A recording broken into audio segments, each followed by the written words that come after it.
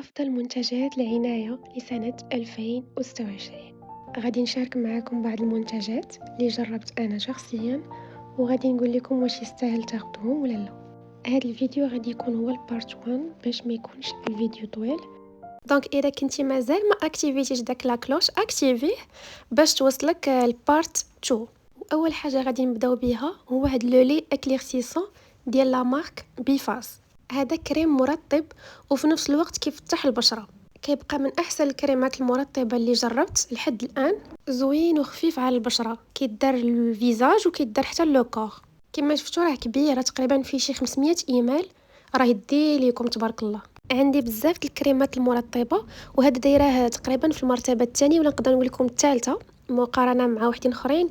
الثمن ديالهم اقل ولكن المفعول ديالهم احسن من هذا. بطبيعه الحال غادي نشاركهم معكم في الفيديو الجاي، دونك اللي بقى ما متبعانيش دير ديك ابوني باش يوصلوها كاع فيديوهات ديالي. وثاني حاجه غادي نشاركها معكم اليوم هو هذا لو جيل نيتوايون ديال لا مارك بلونتيل.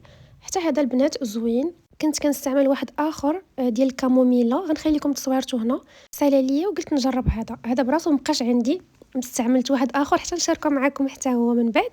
كاينين بزاف ديال لي برودوي اللي جيت نديرهم لكم فيديو واحد غيجيني الفيديو فريمون طويل. بالنسبه لهاد لو جيل لجميع انواع البشره، والثمن ديالو جد مناسب، 60 درهم. غادي تلقاوه عند كاع لي بارفيومري. وثالث حاجه كاين عندنا هاد الكوماج سميتو فيسوا. هذا من أسوأ المقشرات اللي جربت في حياتي، ما كيقشر ما حتى شي حاجه، واللي ديرونجاني فيه كتر وفي واحد الريحه فريمون خايبه قاصحه مجهده. كنت استعملته مره واحده صافي، من تما بقيت استعملته خليته غير باش نبارطاجيه معاكم، ومن بعد راني لحته. وبالنسبه للثمن راه ما بقيتش عاقله بشحال خديته. فوتو سكين، هاد التونر البنات كنت دويت لكم عليه في الفيديو اللي فات، اللي باقا ما شافتوش تمشي تشوفوا غادي تستافد منه بزاف. هذا البلاد زوين اي بلاصه عندك بغيتي تفتحيها، هذا واعر. غير هو استعملوه في اي بلاصه من غير الوجه، ما كيدارش الوجه، وضروري تستعمليه على بشره اللي تكون نقيه. غادي تلقاوه في لي فارماسي ولي باغا فارماسي، الثمن ديالو 250 درهم. وكاين هاد الماسك ديال الشعر كاي برو، كنت خديته صراحه شحال هادي زوين زوين صراحه، غير هو الثمن ديالو زايد شويه. استعملت من موراه بزاف ديال لي ماسك ناقصين عليه في الثمن وعندهم نفس المفعول. بالنسبه للاستعمال ديالو، كتغسلي شعرك عادي بالشامبوان، من بعد ملي كتغسلي شعرك كديريه هو تقريبا تخليه في شعرك 15 دقيقه حتى 20 دقيقه الا بغيتي تطولي ما تفوتيهاش. وغسلي شعرك غير نشفيه، ما تحتاجي لا ديري لا بروشينغ لا حتى شي حاجه، كيخرجوا لك ليس وفيه واحد لا بريونس زوينه.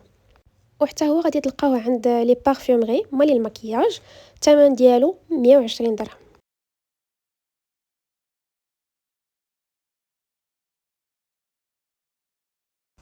كاين هاد ديماكيون ديال مينيسو زوين صراحه، ما نشفش ليا وجهي. انا الحاجه الوحيده اللي ما كنحملش في الديماكيون كنحس بهم بحال كينشفوا ليا وجهي. ديجا كنستعمل واحد غادي نوريه لكم دابا، وكنت خديت هذا باش جربته. غادي تلقاو كيف قلت لكم في مينيسو فيه بزاف الاشكال، واقيلا الخزامه يمكن هذا واقيلا ديال الفاني. فوالا هو هذا، انا الصراحه هذا كنستعمله من شحال هادي، كيديماكي مزيان، يعني ماشي تبقاي تمسحي وتعاود تمسحي مره واحده صافي كيحيد لك المكياج. هذه هي الحاجه اللي كتعجبني فيه، وعاد الثمن ديالو فريمون رخيص، يمكن كيدير ديك 25 درهم ما فايتهاش. ودابا ندوزو للسكينورين. البنات اي وحده عندها دي طاش في وجهها اولا باغا تفتح وجهها ولا عندها الكلف، هذا فريمون واعر. غادي تجربوه وغادي تشكروني. كاين هذا وكاين واحد اخر حتى هو غنشاركو معكم في الفيديو الجاي. كديروا غير شويه في لاطاش اللي بغيتو تفتحوا ولا تحيدوها، وكتنعسوا به حتى الغد ليه في الصباح. وغسلوا وجهكم، ضروري تغسلوا وجهكم وديروا فوق منه اكران ضروري، وغادي تشوفوا النتيجه في اقل من شهر. دابا ندوزو لهاد ديو كريم ديال باليو مزيل عرق. هذا في اول مره استعملته كان كيعجبني، ولكن مؤخرا لاحظت باللي ما بقاتش الجوده ديالو زوينه. دابا خرجوا واحد في حاله بالزرق، نتمنى يكون في الجوده اللي كان عليها هذا شحال هادي. وكاين هاد ديودورون سانكس، هذا فلوسو حرام والله لا، يمكن راه كيدير شي 45 درهم ولا اكثر، ولكن راه فريمون ما كيدير حتى شي حاجه، والو بحال ما دايره حتى شي حاجه. اللي فايته ليها مجرباه تقولها ليا في لي كومونتير، وتقول لي التجربه ديالها معاه. انا بعدا ما بقيتش عاود خديته. كاين هاد السيروم ديال الشعر زوين، كيخلي واحد اللمعه زوينه في الشعر. بالنسبة لشعرهم دهني يحاولوا يستعملوا غير نقيطة منه، حيت راه فريمون لا تكستور ديالو ثقيلة وكيخلي الشعر مزيت. يعني اللي شعرها ناشف هذا واعر ليها. ندوزو دابا لهاد الباتشات هادو تحت العينين. هادو يمكن ما غاديش تلقاوهم هنايا، انا كنت خديتهم من شيئين حيت هاد البرودوي كوري. صراحه زوينين بزاف، كيرطبوا بطريقه خياليه تحت العينين. الا كانوا عندك انتفاخات تحت العين هادو مزيانين. والا بغيتي ليفي ديالهم يبان اكثر خليهم في الثلاجه، خصهم يكونوا باردين. انا كنستعملهم دي فوا بحال الماسك، كنديرهم في وجهي كامل حيت فريمون كيرطبوا بطريقه خياليه. الصراحه الترطيب ديالهم واعر. وإلا كنتي باغا ديري الميك اب في وجهك، من الاحسن ديريهم هما قبل بشي 15 دقيقه ولا 20 دقيقه، ومن بعد ابليكي المكياج في وجهك. غادي تلاحظي واحد ليفي زوين تحت العينين. بالنسبه للثمن ديالهم ما عقلتش حيت كنت خديتهم شحال هادي من شيئين. ندوزو دابا لهاد بادي لوشن ديال هاد الفانيد هذا ديال الصغر. الا بقيتو عاقلين عليه كنظن انا ما بقاش هاد الفانيد دابا فيه الريحه ديالو بالضبط. انا هذا الصراحه ما عجبنيش بزاف حيت ريحته زوينه بصح، ولكن قاصحه مجهده بزاف. يعني اللي ما عندهمش مع الريحه شويه مجهده غديرونجيهم. وحاجه اخرى الترطيب ما كيرطب ما حتى شي حاجه، عكس تماما هذا ديال نيفيا. هذا واعر توب توب والله. لا من ناحيه ديال الريحه كتبقى ثابته، يعني ملي تدوشي وديريه الريحه كتبقى فيك النهار كامل. والترطيب ديالو حتى هو فن، يعني لحمك كيبقى رطب رطب رطب. وإلا بغيتو تاخدوه من الاحسن خدوه من لي غروند سيرفاس، مرجان ولا اسواق السلام، ولا حيت صراحه البرودوي ديال الكاليتي ديال البرودوي تما كتكون احسن من عند مولي المكياج. ندوزو دابا لهاد لو جيل دوش ديال لو بوتي مارسيي. هذا زوين بنات، ريحته فنيونه. واللي زوين فيه كتر يعني الريحه ما كتبقاش في الدوش، كتخرج معاك. يعني الصراحه كيبقى ثابت في لوكور. وهذا راه كبيره، راه فريمون كيدي بزاف. ندوزو دابا لهاد الشامبان ديال تريزمي. هذا زوين، غير هو انا صراحه مبغيتش نبقى نستعمل بحال هاد لي شامبون اللي فيهم سولفات والبارابين. هو كيخرج لك شعرك زوين فعلا، ولكن راه ماشي صحي. بدلت بواحد ديال غارني، انا غادي نوريه لكم دابا. حيت هذا كنت درتو في لابليكاسيون ديال يوكا، كان طلع ليا فريمون ما عاد شي 20 على 100 تخلعت. ماشي حتى 20، وقيلا اقل من 20. بارابور هذا ديال غارني طلعت ليا 98. يعني راه مزيان فريمون مزيان. اصلا ما فيهش كما قلت لكم البارابين، ما فيهش حتى السلفات. وقليل فين كتلقاي شامبونات اللي ما فيهمش هاد المكونات ويخرج لكم شعركم زوين قليل. دابا ندوزو لديفلامول. هذا غني عن التعريف، يعني ما كاينش اللي ما كيعرفوش. هذا مرهم ديال الوليدات الصغار، كيديروه ملي كيبغيو يديروا شونجمون ديال ليكوش. والناس ولاو كيستعملوا دابا حاليا حيت كيفتح بصح المناطق الداكنه اللي عندك في الجسم. والثمن ديالو فريمون رخيص، 10 دراهم. ندوزو دابا لهاد الطالك ديال اوريفلام. صراحه زوين، والريحه ديالو كتبقى ثابته ملي كديريه في لوكور ديالك.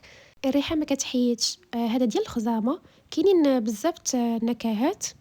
وبالنسبه للثمن ديالو يمكن الا ما بقيت عاقله 25 درهم. ودابا ندوزو نضربوها بواحد التدويشه خفيفه. خليكم معايا حيت غنشارك معاكم واحد الكوماج ديما كنشاركو مع البنات اللي متبعيني ولاو حافظيني به. غادي نشارك معكم حتى واحد الماسك واعر ديال الوجه كيفتح البشره ديال عرق السوس. هاد الكوماج البنات الا جربتوه غيولي معتمد عندكم، وغيغنيكم على اي كوماج تقدروا تشريوه من على برا. واعر من ناحيه ديال الترطيب، من ناحيه ديال التقشير، كيخلي واحد لا بريونس زوينه في لوكور.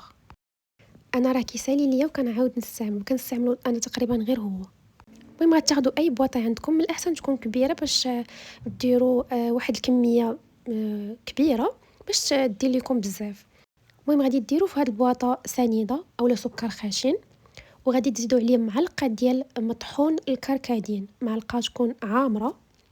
وغادي تزيدوا عليه اي جيل دوش كتعجبكم الريحه ديالو. ديروا الكميه اللي بغيتو، وغادي تخلطوا كل شيء. وغادي تزيدوا عليه الجليسيرين، واحد معلقه تاع جليسيرين ولا زيت جونسون اللي بغيتو. وبقاو تستعملوه في اي دوش، خليه هو اخر مرحله في الدوش ديالكم.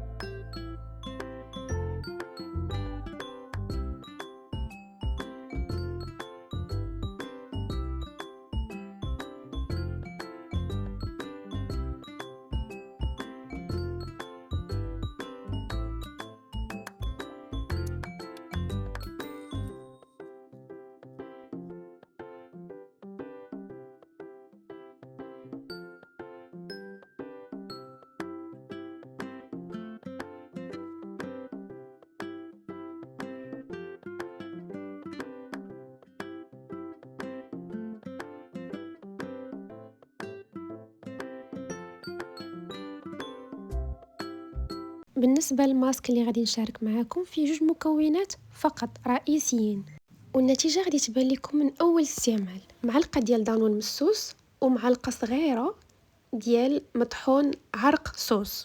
فوائد عرق الصوص كتيرة ومن بينها تفتيح البشرة، كيتعتبر من أحسن المكونات الطبيعية لتفتيح لون البشرة، كينقص من التصبغات والكلف إلا داومتي عليه. انا تقريبا كنستعملو في كاع لي ماسكات اللي كندير.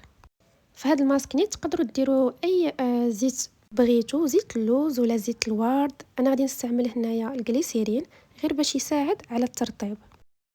بالنسبه للمده اللي تقدروا تخليو هذا الماسك في وجهكم 15 دقيقه حتى ل 20 دقيقه على حساب نوع البشره. وضروري فيما تطبقوا اي ماسك على وجهكم ضروري الترطيب، موراه الترطيب ضروري باش يبقى ليفي ديال داك الماسك. بزاف البنات كيستعملوا لي ماسك وما كيلقاوش نتيجه، هو السر كاين غير في الترطيب. كل ما رطبتي البشره ديالك غادي تحافظي عليها. انا هنا جيت نشارك معكم غير الزيت اللي كندير لشعري، حتى هو راه هو اللي شاركت معكم في الفيديو اللي فات. هذا زيت الزيتون، دايره فيه تقريبا كاع الاعشاب. هنا راه مصفياه ومخليه فيه غير قشور ديال الثومه. دايره في هذه القرعه هذه باش كنشقق شعري. كيبقى من احسن الوصفات اللي جربت لشعري. بالنسبه للبنات الجداد اللي باغيين يعرفوا شنو هو المكونات ديالو يرجعوا الفيديو اللي فات، تما راني كاتبه لكم كاع المكونات اللي كاينين في هذا الزيت. دونك فوالا البنات، كان هذا هو اخر الفيديو، نتمنى يكون عجبكم. وإلا عجبكم ما تنساوش ديك لايك وتبارطاجيه مع صحاباتك. تهلاو ليا في راسكم بزاف، نشوفكم في فيديو قادم. مع السلامه.